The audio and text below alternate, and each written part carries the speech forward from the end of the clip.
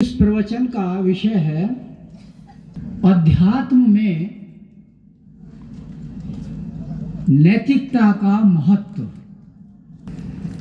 आरंभिक दिनों में, आनंद मार्ग के आरंभिक दिनों में बाबा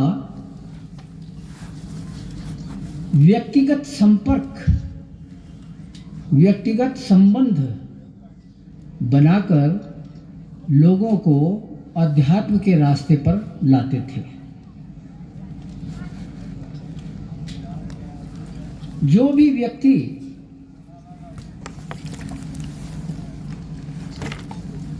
पर्सनल कांटेक्ट पीसी, व्यक्तिगत साक्षात्कार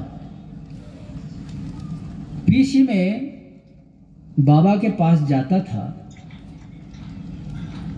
वह अश्रुपूरित नेत्रों से बाबा के कक्ष से बाहर आता था। उस पीसी में बाबा उस साधक के उस साधक की पिछली त्रुटियों का विवरण देते हुए अपनी छड़ी से दंड देते थे और उससे अच्छा बनने का वचन भी लेते थे। फिर बाबा पुत्रवत उसे अपनी गोद में बैठाकर आशीर्वाद देते थे तथा मिशन के माध्यम से सेवा करने का, जन सेवा करने का आदेश देते थे।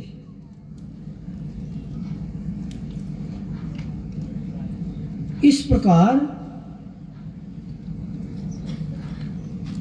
हजारों लोगों को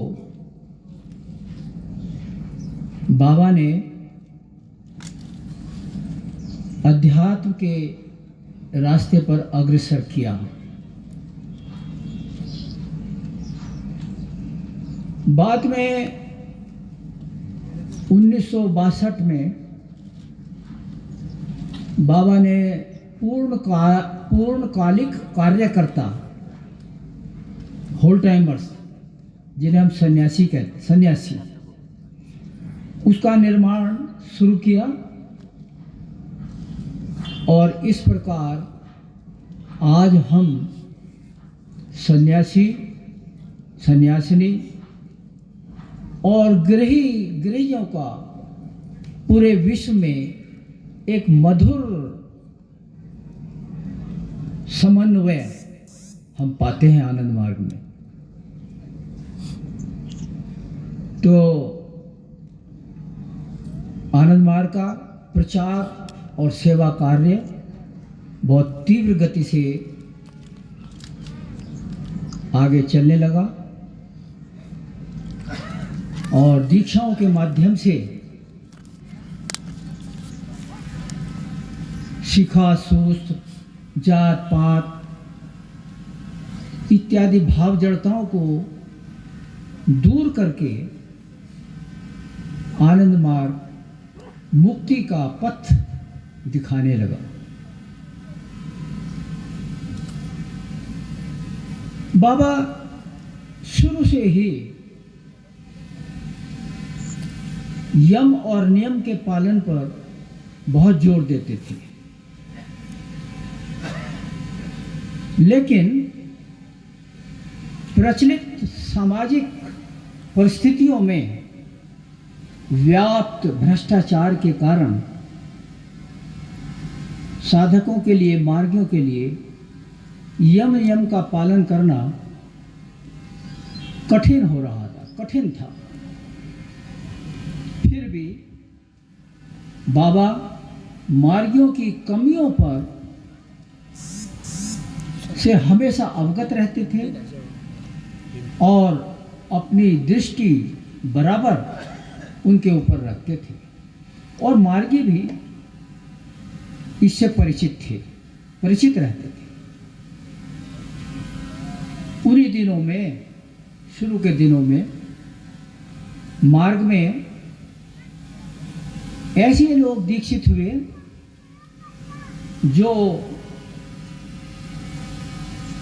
जो police department, customs and excise, income tax, public works, इन विभागों में काम करते थे, सर्विस करते थे। और ये विभाग भ्रष्ट विभागों में जाने जाते थे।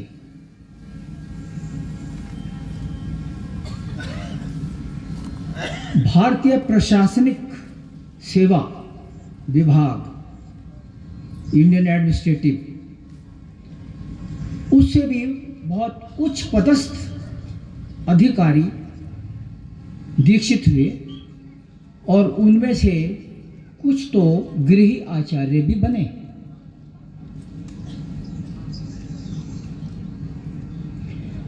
तो बाबा यम नियम के पालन पर जोर देने के लिए मार्गियों के इस कमी को, त्रुटि को बराबर उजागर करते रहते थे। यम नियम के पालन की तीव्रता के अनुसार दंड भी देते थे और कभी कभी गंभीर अवस्था में उसी प्रकार से डील करते थे।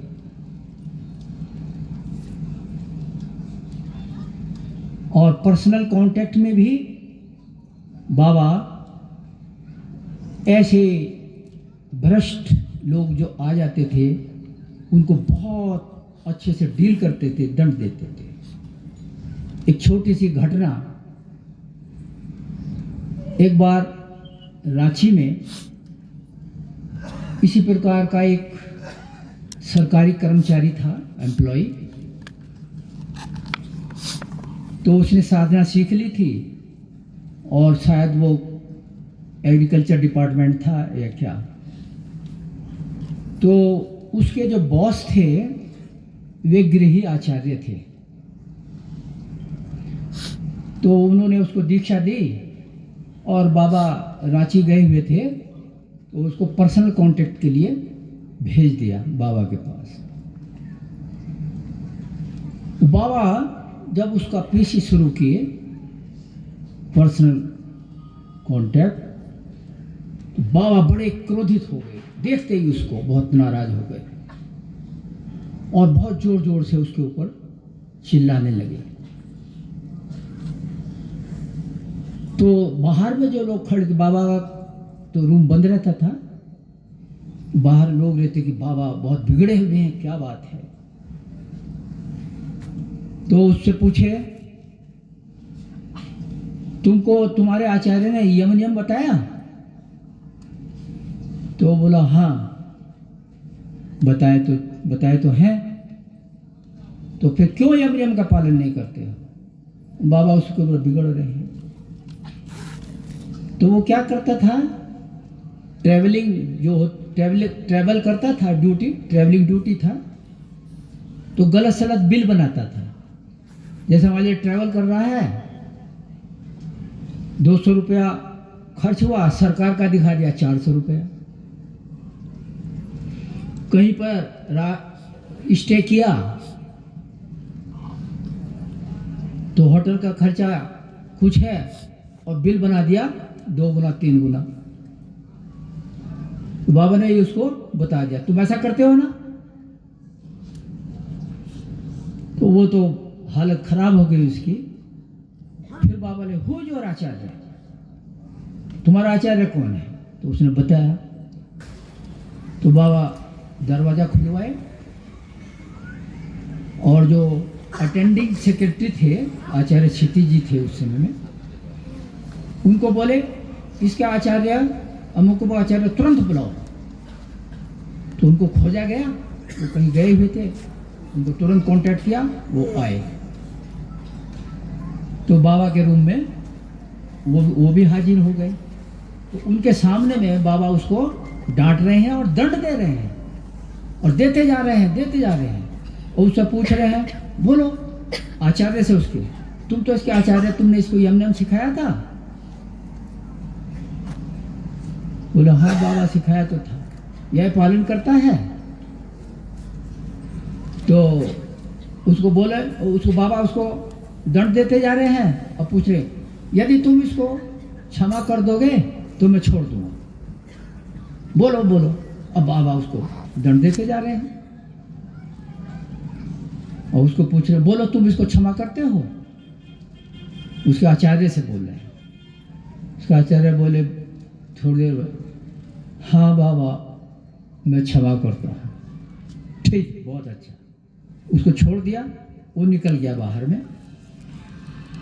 इसके बाद वो आचार्य को बोला, तुम यहीं रहो कमरे के अंदर। तो दरवाज़ा बंद किए और उसको बोले, तुम कैसे क्षमा किए उसको? तुमको क्या अधिकार है क्षमा करने का? फिर बोले, तुम तो खुद वैसा काम करते हो, तुम खुद बोलो गलत सलत बिल बनाते हो या नहीं? वो उच्च पदाधिकारी था। तो वो तो पानी पानी हो गया, पसीना पसीना हो गया, उसको रोने रोने जैसा हो गया बाबा के सामने। और तो बाबा उसको इस प्रकार से, तो फिर उसने क्षमा मांगा, बाबा अब आगे से मैं ऐसा नहीं करूँगा, मुझे क्षमा कर दीजिए। ठीक है, वचन देते हो आगे से ऐसा नहीं करोगे? हाँ बाबा वचन। तो इस प्रकार से बाबा गंभीर कैसे शुरू में ऐसा ही करते थे। तो ये बात समाज में फैल चुकी थी कि आनंद मार्गी बहुत नैतिक होते हैं। इसका बड़ा अच्छा सकारात्मक संदेश सोसाइटी में जा रहा था, चला गया था। तो इस प्रकार से बाबा आरंभिक दिनों में संस्था को खड़ा किए।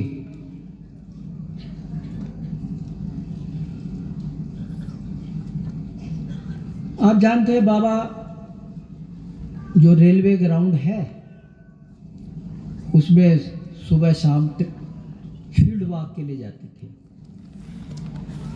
तो एक दिन फील्ड वॉक में बाबा के, अब जानते हैं बाबा के साथ जो जाते थे फील्ड वॉक में 3 ग्रुप होते थे मार्गियों के।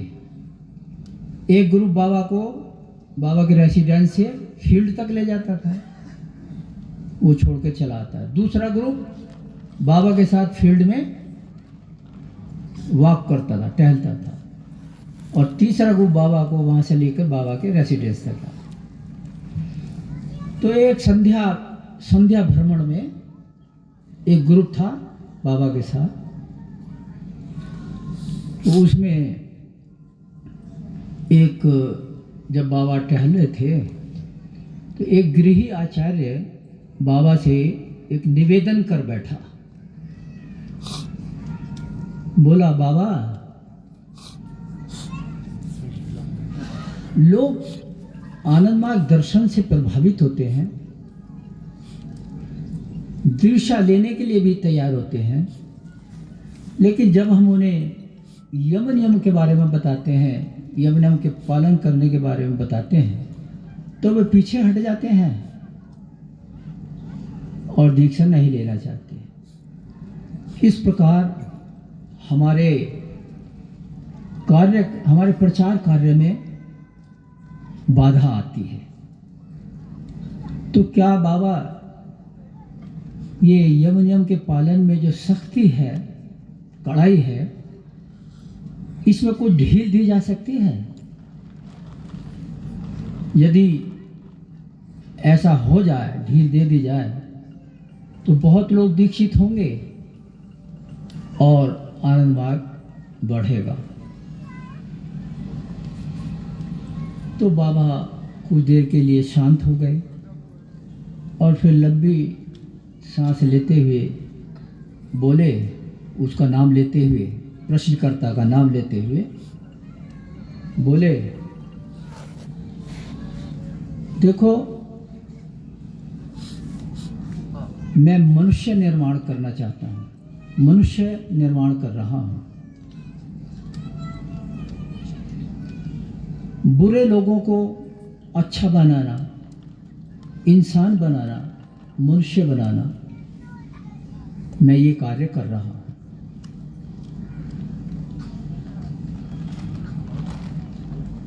तुम लोग संख्या पर ध्यान मत दो, गुणवत्ता पर ध्यान दो, क्वालिटी पर ध्यान दो।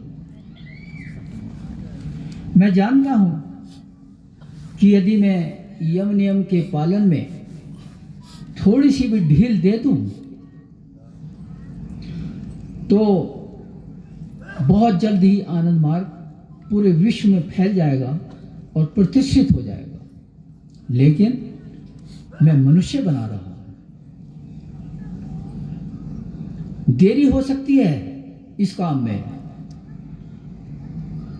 ताकि मैं इसलिए कर रहा हूं ताकि आगे भविष्य में एक व्यापक मानव समाज का निर्माण हो सके, इसलिए देरी हो सकती है। मेरा जो उद्देश्य है वह तो पूरा होगा ही। तो बाबा इस प्रकार उनको बोले। तो फिर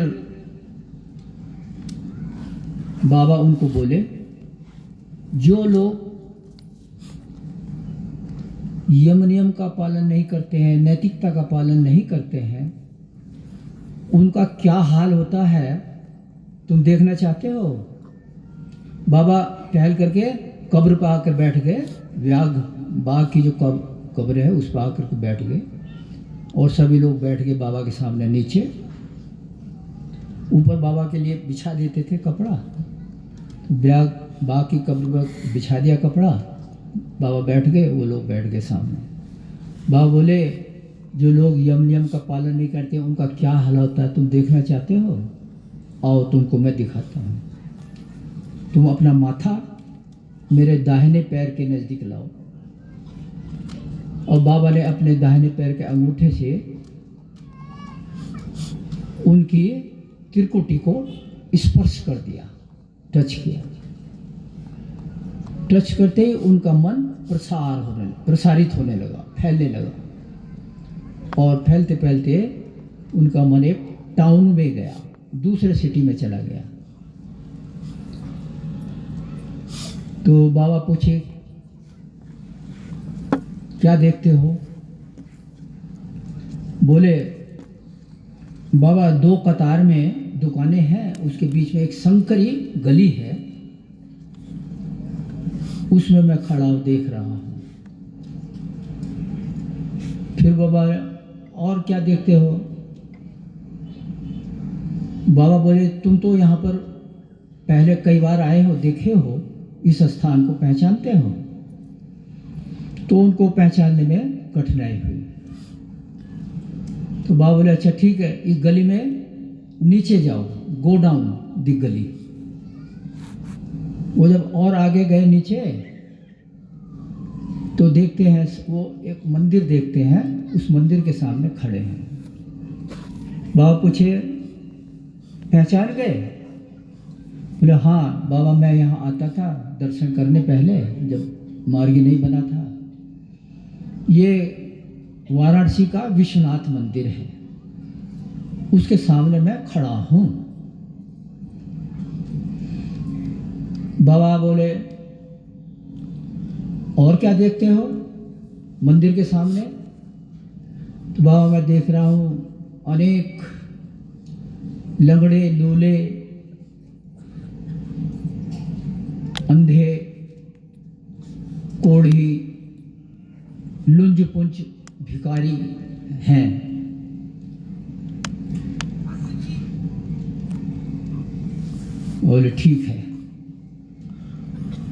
फिर बाबा बोले, ये जो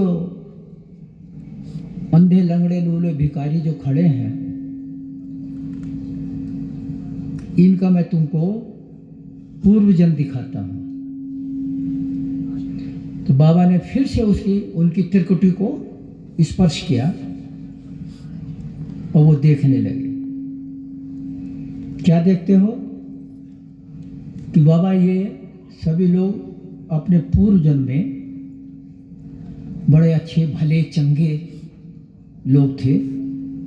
विशेषकर एक व्यक्ति ऐसा जो बड़ा तामझाम सूट बूट पहने हुए खड़ा था, ऐसे लोग थे अपने पूर्व जन्मों में। तो बाबा बोले, देखो आज ये लोग इस दुर्दशा में यहाँ पर खड़े हैं, इन्होंने अपने पूर्व जन्म में अनैतिक कार्य किए हैं और उसका फल वे अब इस रूप में ये भोग रहे हैं।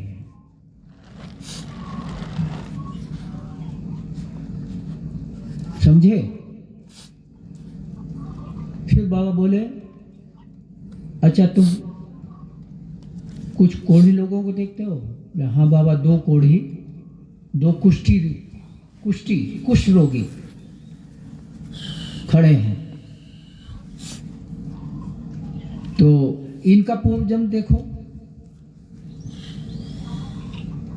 तो वो बाबा ने तो वो उनका पूर्व जन्म देखने लगे।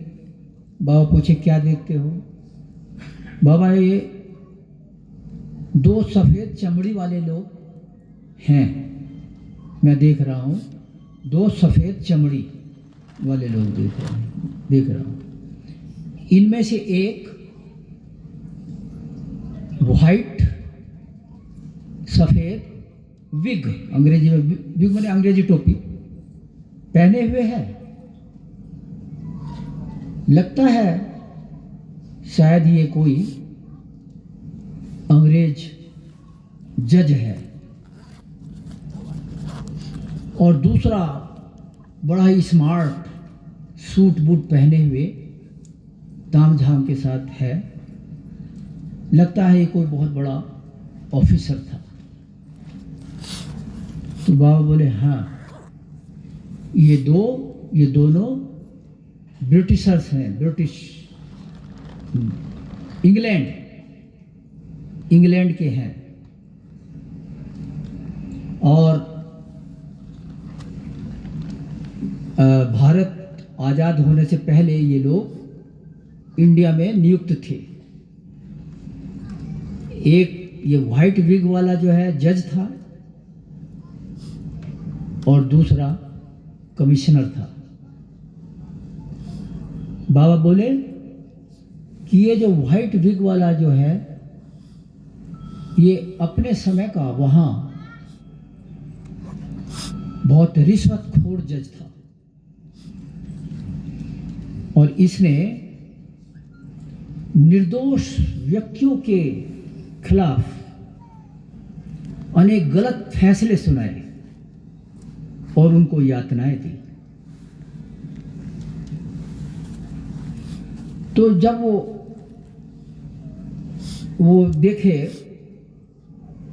डिमोन्स्ट्रेशन में देख रहे थे, तो बाबा पूछे, ये जो व्हाइट विग वाला ये क्या कर रहा है? तो बोले कि बाबा, बंद कमरे में कुछ नगद नारायण हासिल कर रहा, हत्या रहा है, माने pocketing the money, some money, माने कुछ पैसा ले रहा है। तो तब बाबा बोले कि हाँ, ये अपने केबिन में एक इंडियन वकील से रिश्वत ले रहा है, पैसा ले रहा है। और ये अपने समय का बहुत ही रिश्वतखोर जज था। इसने निर्दोष लोगों के खिलाफ गलत फैसले सुनाए और उनको यातना दी। और यही कारण है उस पूर्व जन्म के उसके इस कुकर्म के कारण वो आज ये कुष्ठ रोगी होकर के भोग रहा है। फिर दूसरे के बारे में बोले, ये कमिश्नर था, ये बहुत चरित्रहीन था, इसकी पत्नी बहुत ही वफादार, प्यारी और सरल थी। इसने उसके साथ बहुत छल कपट किया, उसको बहुत प्रवंचित किया और वो बहुत दुखी रहती थी, उसी अवस्था में मरी हो। उसी कुकर्म का फल ये भी आज कुष्ठ रोगी के रूप में भोग रहा है।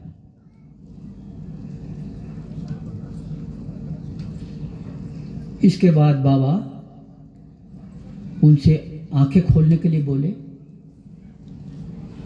और बोले, तुम समझे कुछ? और ये जो गृह आचार्य थे ये खुद बहुत बड़े ऑफिसर थे। तो बाबा बोले, देखो, यम नियम का पालन करने से, यम नियम को मानकर कार्य करने से विषय में आसक्ति नहीं होती है।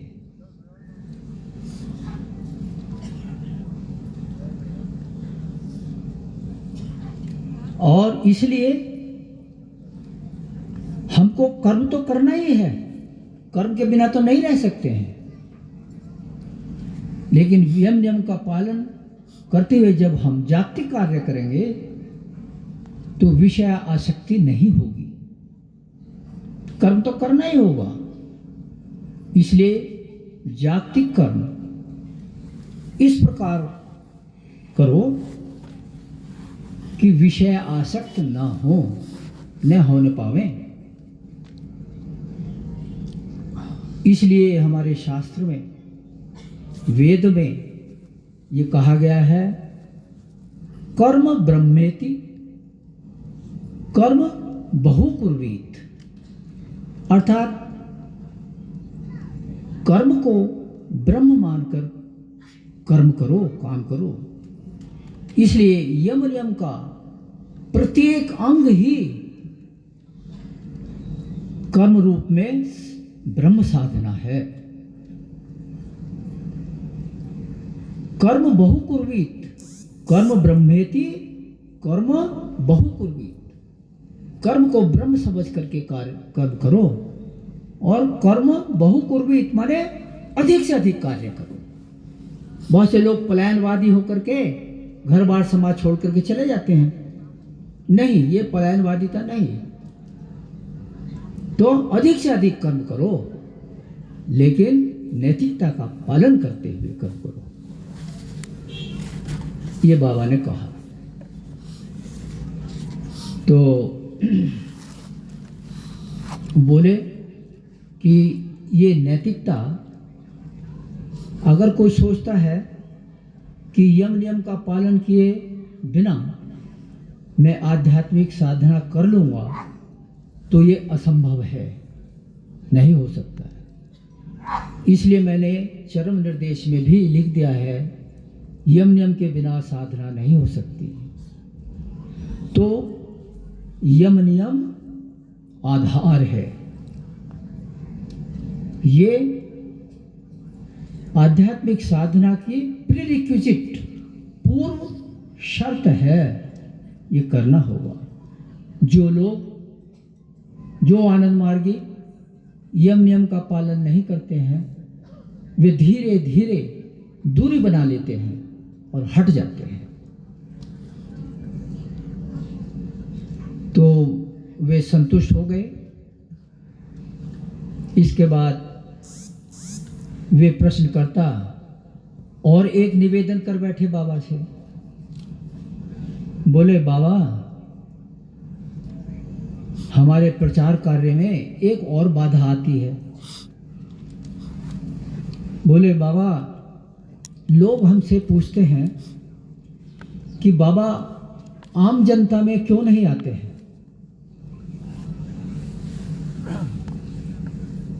जनसाधारण से अलग थलग क्यों रहते हैं? तो बाबा हम इसका उत्तर नहीं दे पाते हैं।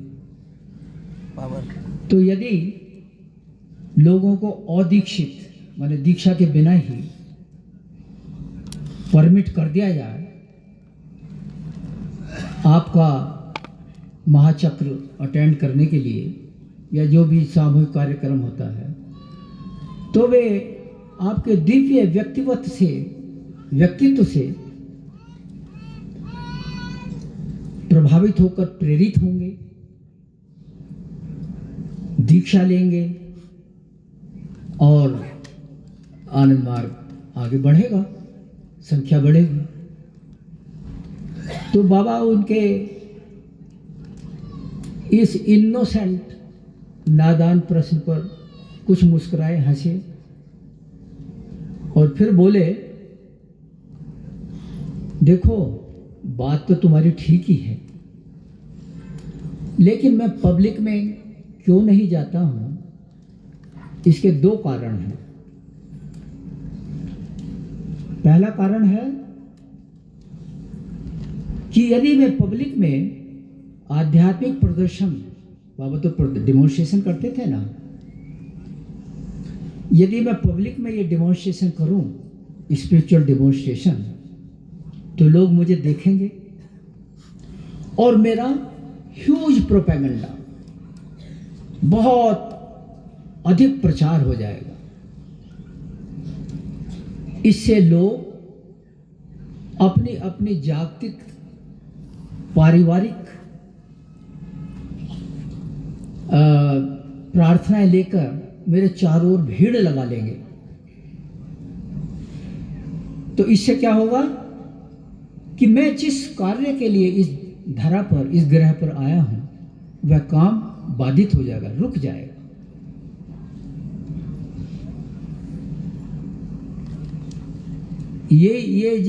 ये जो गृह मार्गी जो आचार्य प्रश्न पूछ रहे थे, इन्हीं की घटना है।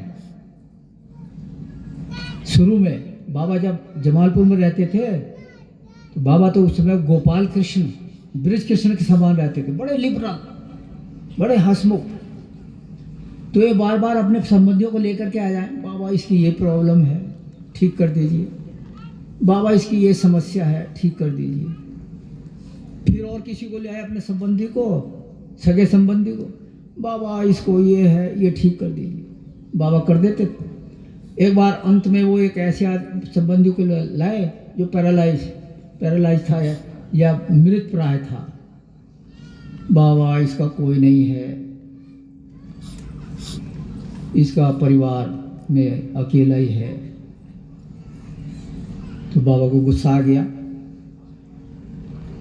तो बाबा उसका नाम लेकर के बोले, एम आई हॉस्पिटल? क्या मैं हॉस्पिटल हूं? तुम ले आते हो बार बार। तो बाबा तो दयालु थे। तो बाबा ने कहा, अच्छा ठीक है, जब तुम आ गए हो।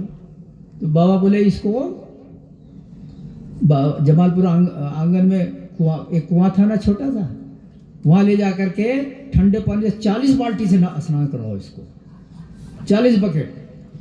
तो वो सोचने लगा, ये तो ऐसे ही मरने वाला है, तो इसको 40 बकेट डालेंगे तो खत्म ही हो जाएगा।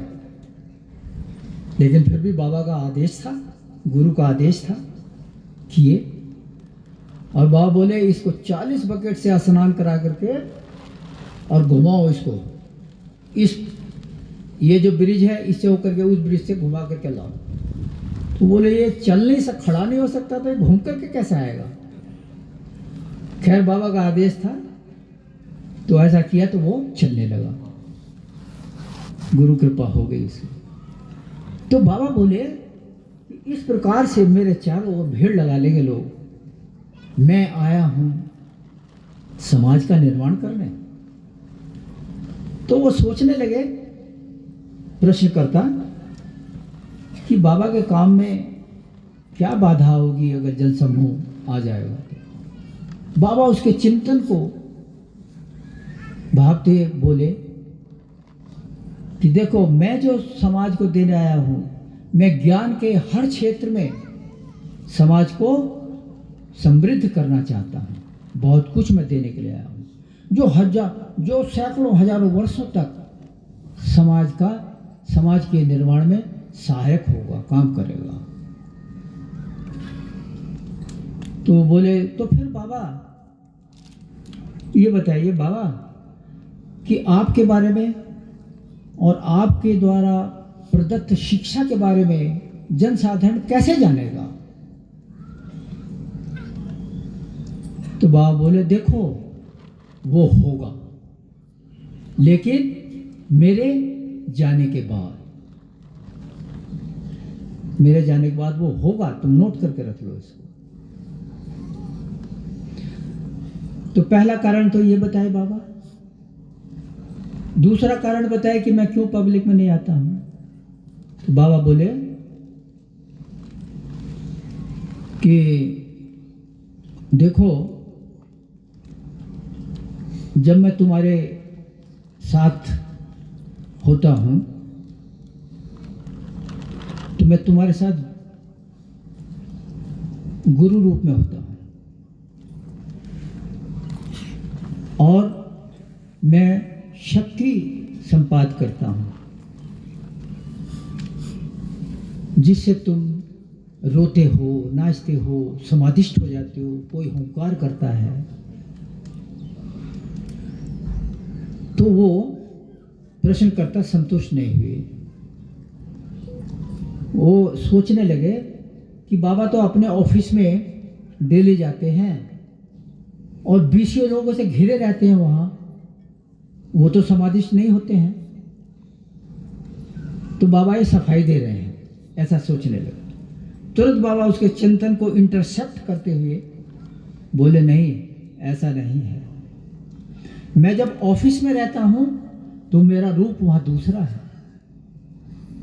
वहाँ पर मैं एक सहयोगी हूँ, कलीग हूँ, जो ऑफिस का काम करने के लिए ड्यूटी मुझे दी गई है वो करता हूँ।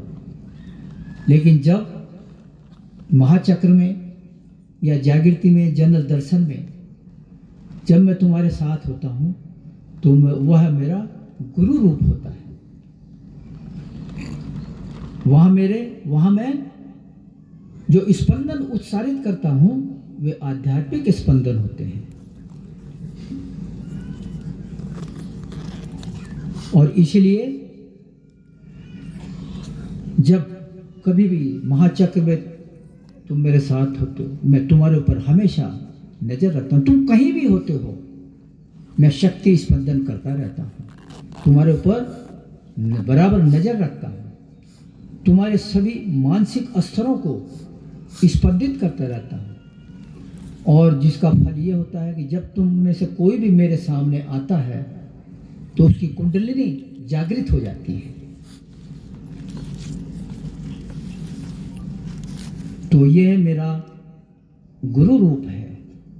और जहां कहीं भी तुम रहते हो, तुम भाव में रहते हो, तुम्हारे चक्रों से जो हार्मोन क्षरण होता है उससे तुम्हारा मन प्रभावित होता है। और जब भी तुम कलेक्टिव उसमें आते हो तो तुम नाचते हो, गाते हो, रोते हो, असामान्य हो जाते हो। यदि कोई मेरे उस फंक्शन में ऐसा व्यक्ति जो अदीक्षित है, जो साधना अभ्यास नहीं करता है,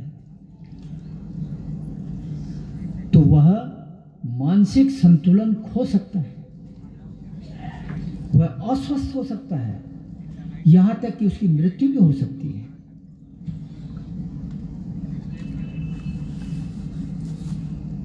तो तुम ही बताओ, यदि कोई ऐसा व्यक्ति को बहुत क्षति हो जाए किसी प्रकार की, तो क्या ये उचित होगा तुम्हारी नजर में? तुम ही बताओ। तो नहीं बाबा। तो ये बाबा ने दूसरा कारण बताया। तो बाबा हमेशा भक्तों के बीच रहे हैं, कभी भी जनरल पब्लिक में नहीं। बाबा यहीं जब आए थे शिमला में 1960s में, हमारे दादा वयोवृद्ध दादा बैठे हुए हैं, आचार्य रुद्रानंद अवधूत। तो ये दीक्षा देते जाते थे और बाबा से पीसी कराते जाते थे। ये जितने भी पुराने पुराने हैं शिमला के बने हुए मार्गी हैं, तो उसी समय के हैं। और बाबा पीसी में तो अपना सब रूप दिखाते थे, उनके पूर्व जन्मों के, इस जन्म के क्या क्या न बताते थे। फिर दंड दे करके अपनी गोद में बैठा करके प्यार करते थे। उस समय के बने हुए लोग हैं ये।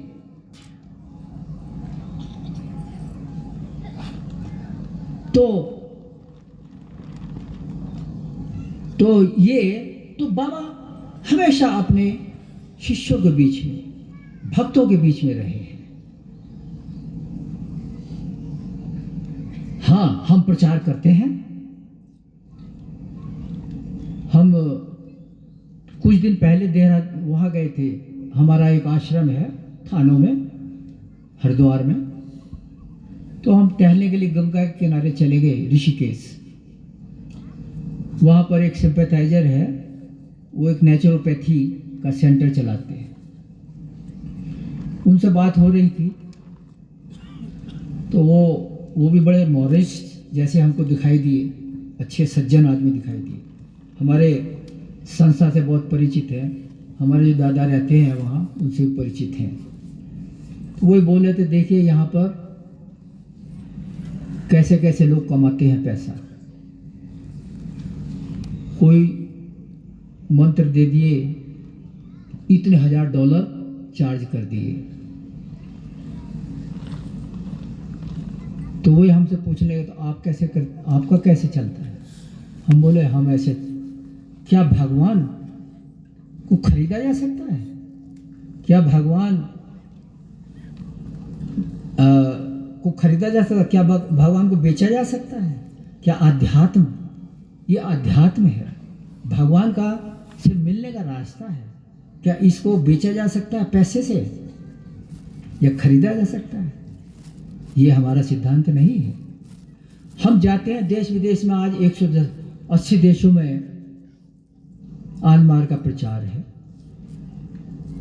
सब जगह हमारे सन्यासी गृही सब जाते हैं, प्रचार करते हैं, तत्व सभा करते हैं, बताते हैं, साधना के बारे में बताते हैं, अध्यात्म के बारे में बताते हैं, जीवन के लक्ष्य के बारे में बताते हैं, बहुत कुछ बताते हैं। उनमें से जो प्रभावित हो जाते हैं वो दीक्षा ले लेते हैं, और दीक्षा लेकर के जब वो साधना करने लगते हैं, उनको कुछ अनुभूति होती है, तो वे अच्छे बन जाते हैं और वे खुशी से अपना दान देते हैं, डोनेशन दे देते हैं। तो इसी प्रकार से हम करते हैं अपना मेंटेनेंस। तो ये है। तो बाबा कभी भी हमेशा अपने भक्तों के बीच में, अगर कोई कितना भी गिरा हुआ व्यक्ति है, लेकिन उसने बाबा को गुरु स्वीकार कर लिया, बाबा का हाथ पकड़ लिया, तो बाबा कहते हैं अब मेरी जिम्मेवारी हो जाती है उसको आगे बढ़ाना। मुझे जो भी करना पड़े मैं उसके लिए करूंगा, बस शर्त यही है वो मेरा हाथ पकड़े रहे, समर्पण की भावना से मुझसे जुड़ा रहे, और मैं उसको ठीक ही कर दूंगा। अब बाबा ने ऐसे बिगड़े हुए लोगों को, शराबियों को, एक तो बहुत बड़ा डकैत था, उसको ऐसा सज्जन भक्त बना दिया कि गलत काम करने में उसका दिल कांपता था। ऐसे ऐसे लोगों को बाबा ने बनाया है। तो जो गुरु का हाथ पकड़ लेते हैं, उनकी शरण में आ जाते हैं, तो भगवान उनको अपना सब कुछ देने के लिए तैयार हो जाते हैं। यही है भक्त और भगवान का संबंध। यदि मनुष्य उनका भक्त बन जाए तो भगवान कितने बड़े हैं, सर्वशक्तिमान हैं। लेकिन जब भक्त उनके सामने आ जाता है तो भगवान अपनी भगवत्ता भूल जाते हैं कि मैं भगवान हूं। दोनों एक स्तर में आ जाते हैं। भगवान अपनी भगवत्ता भूलकर अपना सब कुछ उसको दे देते हैं। और दोनों एक है। यही है भगवान, भक्त और भगवान का रिश्ता। ये सबसे बड़ा रिश्ता है। हम लोग पहले हिंदी का गाना गाते हैं, सबसे बड़ा है नाता गुरु चरणों का नाता। तो ये है, तो बाबा हमेशा भक्तों के भगवान है। बाबा ने ये कारण बताए कि मैं क्यों नहीं जाता हूँ। और जो बाबा ने कहा यम नियम का पालन नहीं करते हैं, वो विकास क्रम की सीढ़ी पर, मैंने कल बताया था ना, अधोगति हो जाती है, नीचे आ जाते हैं।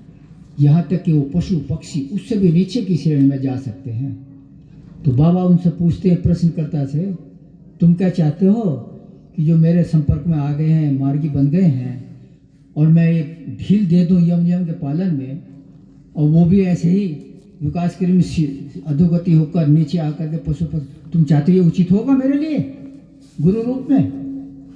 क्षमा बाबा, मैं संतुष्ट हो गया, अब मैं कभी कोई प्रश्न नहीं करूँगा। तो ये थी। तो बाबा ने कहा नैतिकता आध्यात्म का आधार है। हम सभी लोगों को यम नियम का पालन करना चाहिए। इससे हमारी साधना में तरक्की होगी और हम भगवान के पास पहुंच जाएंगे साधना करते करते।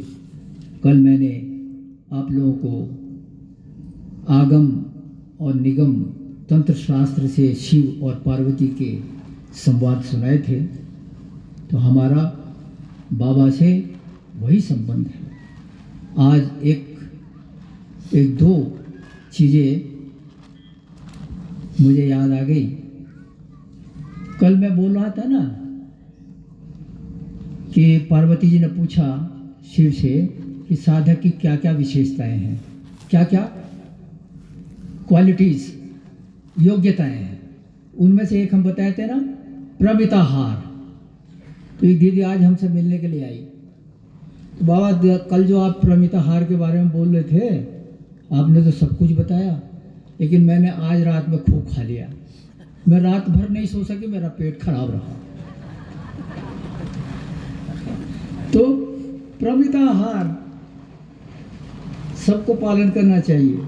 कल हम बताए ना कितना खाना चाहिए, प्रमित और परिमित। परिमित माने सीमित, न पतला। एक दादा आज अपनी अनुभूति बताए। वो रात में कुछ दादा लोग, अमावस्या है का समय चल रहा है तो हम लोग पूजा करते हैं, नाइट पूजा, उसमें गए। अब पूजा जब होगी तो अंतिम क्रिया करते हैं। तो वो देख रहे हैं कि शिव भगवान त्रिशूल लिए सामने खड़े हैं और उनका स्वरूप देख रहे हैं। वो उनको हटाना चाहते हैं क्योंकि उनको जरूरत है बाबा की, लेकिन वो बहुत देर तक उनके सामने रहे शिव के रूप में त्रिशूल। बाबा ने आचार्य दशरथ को शिव और कृष्ण के दर्शन कराए थे।